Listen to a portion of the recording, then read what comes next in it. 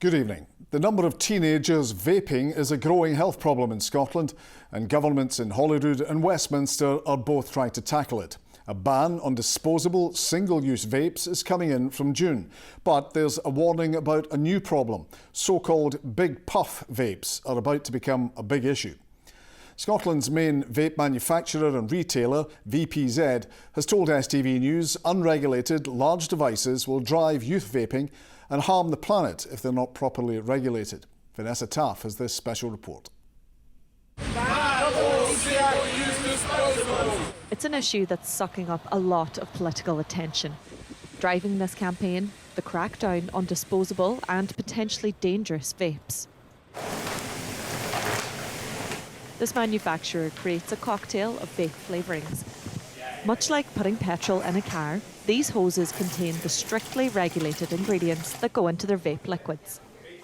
We've gone from making a couple of thousand bottles a day to making over 1 million units a month. So we've scaled up quite well since we moved in here. We're currently adding another new automated line at the end of this week, and we've got another one coming in the summer. And yeah, kind of gearing up for all the regulation changes that are coming down the pipeline. More than 5 million adults in the UK are vapers. Over 8 million devices are incorrectly thrown away or recycled every week. Last year, across the UK, almost 1 million children aged 11 to 17 tried vaping. That's illegal.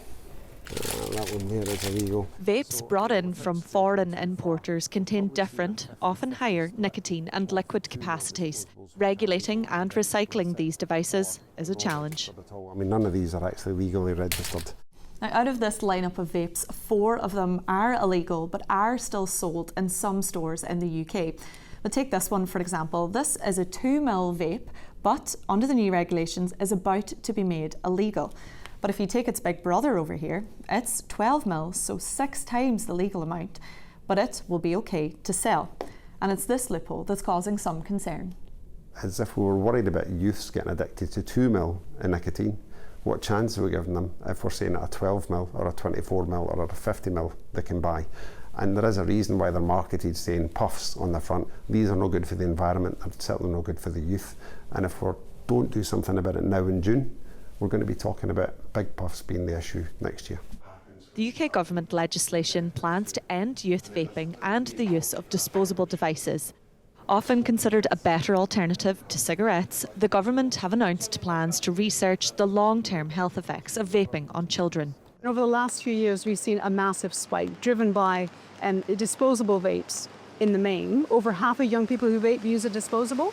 And we've seen regular levels of vaping go up to around 7%, which doesn't sound high, but we know there are unknown health risks, and so we don't want young people to be using these devices. Disposable single-use vapes will be banned in Scotland from June. The Scottish Government say they're working with the UK Government to ensure the definition of single-use vapes captures all products. Until then, so-called big puffs are a big problem, one that can't be thrown away. Vanessa Taff, STV News.